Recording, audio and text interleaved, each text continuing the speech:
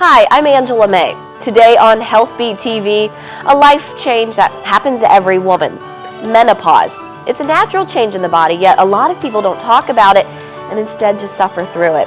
We're changing all of that today. By the end of this 30-minute show, you'll have a better understanding of what happens to your body during menopause, and you'll have more information about safe, effective ways to treat some of the most dramatic symptoms: hot flashes, night sweats, mood swings. We're covering it all right after the break. Some people call it the change. It can be an uncomfortable topic for many people to talk about, but we are changing that on today's show because we are having a healthy, open conversation about the issue of menopause. The experts today to talk about this are affiliated with Roper St. Francis. They are both board certified in obstetrics and gynecology. I want to welcome to the HealthBeat TV set Dr. Denise Devine and also Dr. Lauren Hamilton. Thank you both for being here. I'm going to start with you, Dr. Hamilton. Why is it that we as women don't talk openly as we should about menopause as we do other health topics? I think there's just different reasons. I think, they're most importantly, women who are going through this change, everything that's happening is so personal, and you don't really talk about your periods very much to other people, and the changes that you're having are, happening to a very private part of your body. So I think it's a little bit uncomfortable to talk about urinary incontinence, irregular menstrual cycles, and painful intercourse, things that should be, that you normally enjoy. Now things are changing and are just a little bit more uncomfortable, and I don't think that people want to talk about that so much. And also I think, in the United States, we really like to feel young, and it's a sign that we're getting older. And I think that people, don't like to really say, look, I'm getting older, this is what's happening to me. Well, we're changing all that, as I said, right here on the show, educating women and men at home about what they need to know about menopause. When we talk about menopause, there are actually two stages to it. Can you go over each for us, Dr. Devine? Well, most people describe the perimenopause, which are the years that are leading up to menopause. So women may have some symptoms with occasional hot flashes or maybe a little irregularity of their menstrual cycle, but they're still having, otherwise feeling fine. And who typically goes through perimenopause? Every woman goes through perimenopause unless it's a surgical menopause where their ovaries have been removed for a purpose. So then what's the difference from perimenopause and menopause? Well, menopause really by definition is the absence of a menstrual cycle for a year, and then most of those women are usually having pretty significant symptoms like hot flushes and vaginal problems. Those are the main things. Dr. Hamilton, what's the average age a woman begins experiencing menopause or perimenopause? Well, in the United States, the average age of menopause is 51, and you can go through the perimenopause starting usually in your mid-40s, and you can, that can last up till when you really go through the menopause. I have some patients who don't become menopausal till they're 55, so it's very different for different women, and so, the age range is definitely variable. Have we seen the age range also change and go in one direction over another? Because a lot of times people have conversations of, it seems like girls are starting to have their periods earlier, so does that mean that those same girls, as they get older, are going through menopause earlier? Not necessarily. I think, nowadays we use so much, we use the birth control pill quite often, and so the birth control pill really helps hide symptoms of menopause, and so people may perceive a difference now, and people are having a lot less hysterectomy. So a lot of the older women don't really know when they went through menopause because they had a hysterectomy. So I think nowadays we're doing less hysterectomies, we're putting more patients on birth control, and so patients might perceive, or people might perceive, that it's different. Interesting. It is good to know. Now, what physiological toll does menopause take on the body, Dr. Devine? Well, I think most of it goes back to aging. Ladies are getting older. They're potentially exercising less, gaining weight, and so I think menopause actually makes that worse. They feel less likely to exercise. They're probably not eating as well. They have more irritability that's related to that. Let's go over some of the most common symptoms of menopause. Can you run through that list for me? The most common symptoms is about hot flushes. About 75% of women have them. Next, they have trouble with sleeping, mainly because of night sweats. They wake up frequently. They have urinary symptoms, a lot of times vaginal dryness or painful intercourse, and irritability, mood swings. Are these symptoms typically standard for every woman in menopause, or does it vary? It varies pretty significantly. Some women have very severe symptoms and have every symptom. Other women kind of not sure. They come in, I said, I think I'm going through menopause, but I'm not really sure. So I think it's just like with any other medical problem, there's such a wide variety of things women go through. Well, Dr. Hamilton, what typically do you hear in the exam room? Is it a patient coming to you with complaints about some symptoms and then you have to say, oh, sounds like you're going through menopause, let's do some things to confirm this? Or is it more often women coming to you suspecting that they're going through menopause? I think most women know when they're going through menopause. I think the majority of women that come to us are pretty educated and you know, they really kind of realize what's happening to their bodies just based on their age alone. You know, and they'll come in with symptoms and we'll just kind of what I try to do is figure out what's bothering them the most. Is it irritability? Is it the hot flashes? Is it the irregular menstrual cycle? You know, what's bothering them the most, and we try to kind of figure out what it is that we can help them with. So, you know, every patient, you tailor every patient to their individual complaints. If the irregular periods aren't bothering the patient and they're not a medical problem, you don't necessarily have to fix it. If the irritability is controlled with exercise and other things, you don't necessarily have to fix that or give them any kind of medication for it. It's just more what the patient needs. And how do you go about accurately determining, yes, it is menopause? Do you have to do a test, or is it just based on what they're telling you, you already know? Well, I mean, you can check some hormone levels, but really we base it on symptoms. I mean, you know, hormone levels fluctuate greatly, especially during the perimenopause, and I kind of see it as a waste of money to check hormones on patients because we kind of know what they're going through. So really, I focus more on how to fix their symptoms rather than we already know what their diagnosis is, and I don't want to waste their money. Dr. Devine, is an OBGYN's role in helping a woman go through menopause any different than the role that a primary care doctor can play? I think most OBGYNs are probably more experienced and a little bit more knowledgeable. We see patients more often with this problem, and so it's the same thing as a patient coming to me to treat hypertension. That is not what I do every day, and I don't think that we do as good a job of that. And so I do think the gynecologist is probably better to care for that. Although if a patient has a good relationship with their family medicine doctor, then discussing it with them is still very helpful.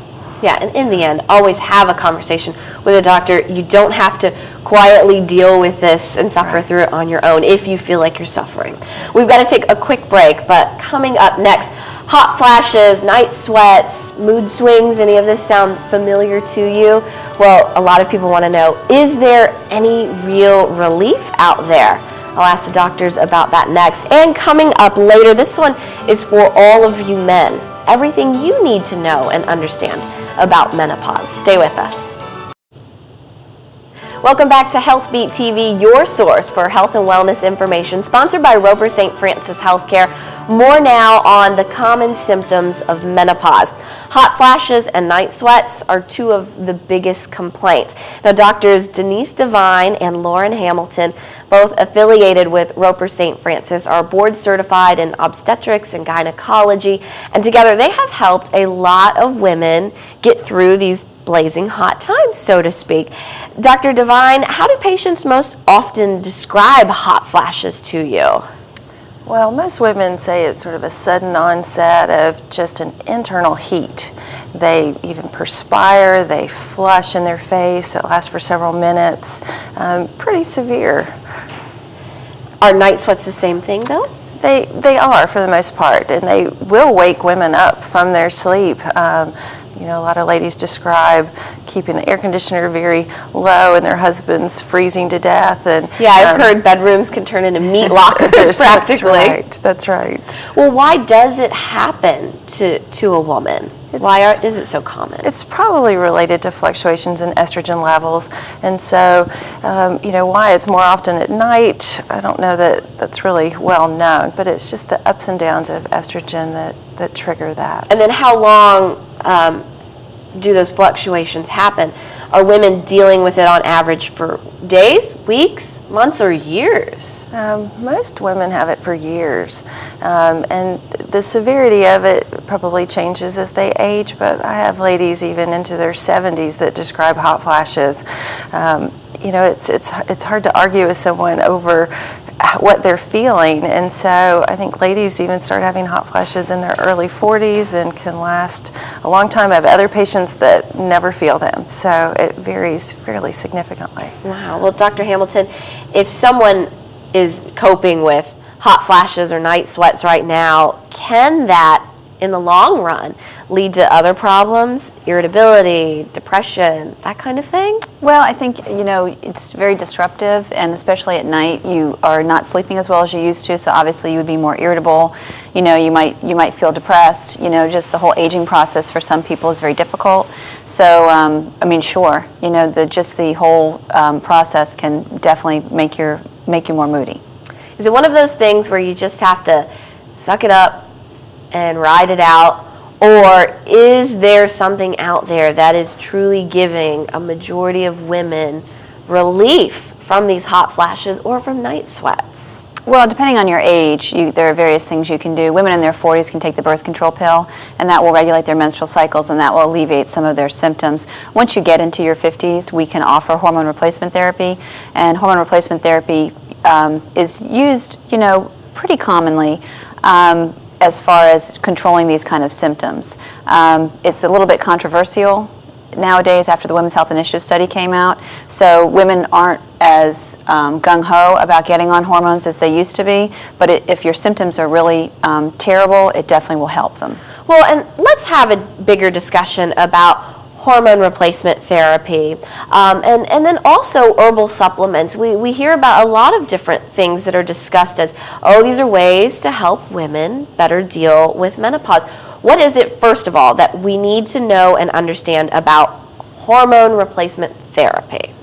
Well, hormone replacement therapy is FDA approved. It's known for safety and efficacy, and they've done a lot of studies on the hormones, and so women who take FDA approved medications I think are in a safer category. The herbal supplements, they are made from the same precursors that the hormone replacement therapy is made out of, and they do have some of the same biological effects, but they may not be as effective because the dose may be different. There's also a category called compounded bioidentical hormones that has just come out, and that's thanks to Suzanne Summers and Dr. Phil's wife. They've become very, very well known and popular, and that's another source where pharmacists actually compound hormones specifically for patients. Well, when women read all of these different alternatives to dealing with menopause, what is it that they need to ask their doctor? What kind of conversation do they need to have before they try and force themselves into going into one particular direction as far as dealing with menopause? Well, I think you first have to figure out what you're trying to help and make better. You know, if it's hot flashes versus vaginal symptoms versus more moodiness and irritability, you have to consider their medical history as if they're a candidate for hormone replacement therapy.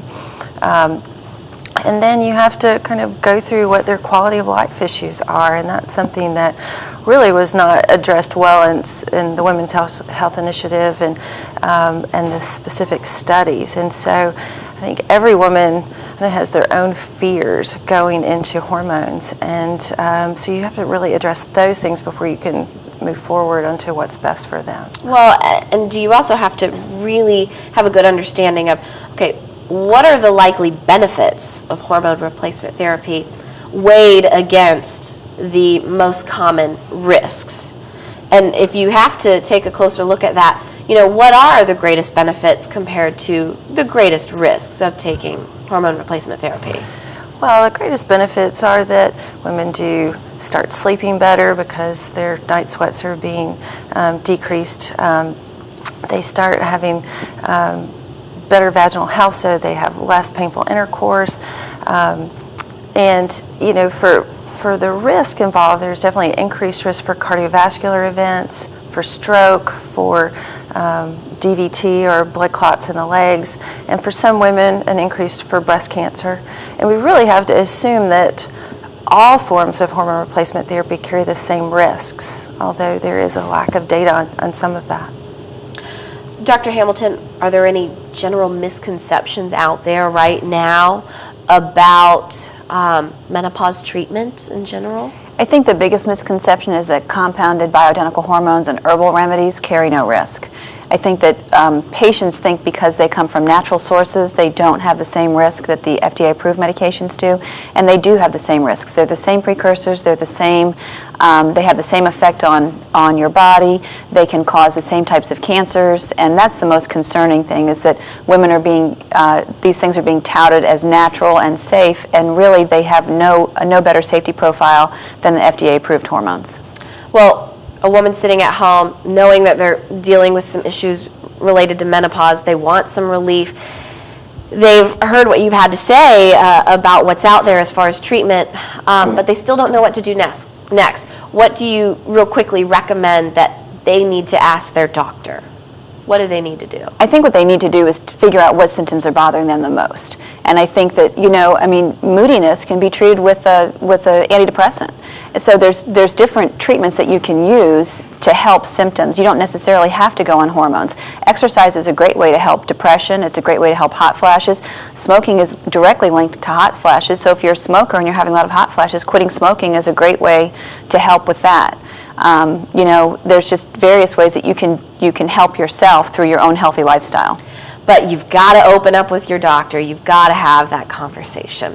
We're going to take a quick break, but when we come back, we're going to talk about the other increased health risks that women in menopause face, something that all of us women need to know. And all the men, gather around the TV because we're also going to go over what you need to understand about menopause. Stay with us. Welcome back to Health Beat TV. Doctors Lauren Hamilton and Denise Devine are here having an open conversation about a natural process that happens to every woman, menopause. And we've learned a lot of interesting things about exactly what it is, the toll it takes on our body, and the type of treatments that are available to help you better cope with it. Now, we're going to talk about some other things related to menopause, which are the increased health risks for women in menopause or after menopause. We'll start with you, Dr. Hamilton. Let's go over the issue of osteoporosis. Yeah, as women age, they have less estrogen in their body, and that definitely puts them at risk to have osteoporosis and osteopenia. And so what we recommend is that you get a bone density every other year to check on that. Starting at what point, though? Usually at menopause, usually in your 50s you start that, and depending on your risk factors, there are different medical illnesses that can, or medical conditions that can increase your risk of osteoporosis, so that's really doctor dependent also, up to your doctor to discuss those kind of issues. But hormone replacement therapy can obviously help with osteopenia and osteoporosis because it does give you extra estrogen, but there are other medications that you can use to help with that also if you don't want to use hormones. And another health risk is heart disease, from my understanding. What do women need to know about that in menopause? The same thing. I mean, basically the number one killer of women after menopause is heart disease, just like with men. And so really, going towards your healthy lifestyle is where you want to be, quitting smoking, exercising, eating healthy, trying not to gain a lot of weight. I mean, those are the things that we really tell patients to try to maintain. Well, based on what Dr. Hamilton just said, Dr. Devine, it really sounds like our lifestyle does play a huge role in how menopause affects us and what happens in life afterwards. What do you really like to tell your patients who are going through menopause? Well, I first like to tell them that not to be afraid of the treatments, that there are things that can help them. I think several years ago when all of the newer information came out about hormones, that women got terrified of them, and so they just felt like they had to suffer through that. So I don't think they have to do that, so there are treatments that will help, but also that they need to focus on their healthy lifestyle. I think we try to figure out new things when really, if we just go back to the basics of what we're eating, how much we're exercising, not smoking, trying to get good sleep at night, those things really do make a big difference. And whether you are someone going through menopause or not, I mean, these tips on staying healthy are the same tips that come up for practically every health topic here on HealthBeat TV. Obviously, tried and true methods for just increasing overall health at any age. Right. Well, I've heard it time and time again from women. My husband just doesn't understand. So for all the men out there, what do they need to know so they can be a little more understanding as the special woman in their life goes through this? Well, I think that, women really don't like that they're going through it. It's not something they've really chosen to do. It's just a part of the aging process. And so the fact that they don't feel good, they're more irritable, it is sometimes painful having intercourse. They don't have as much of a desire, which is really the biggest issue for couples is, I think, in the bedroom. But there are things that can make that better, and I think men just need to try to be patient with them as they're going through that process. Good advice, I'm sure. Well, we've talked about a lot of things, and I think one thing that I've taken away from today's conversation is there is not a one-size-fits-all treatment for women because, menopause affects each person differently, so that means a different treatment. But Dr. Hamilton, what is the one thing that you want women to take away from today's conversation? I want women to be able to come to their doctor and talk about what's going on, to ask us, questions, tell us what is happening in their lives, what's the most important thing that's going on.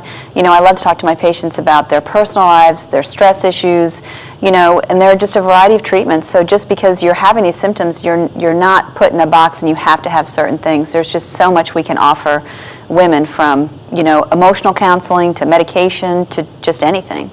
Wonderful. Thank you both for being here. Dr. Devine, Dr. Hamilton, it's a pleasure having you on HealthBeat TV.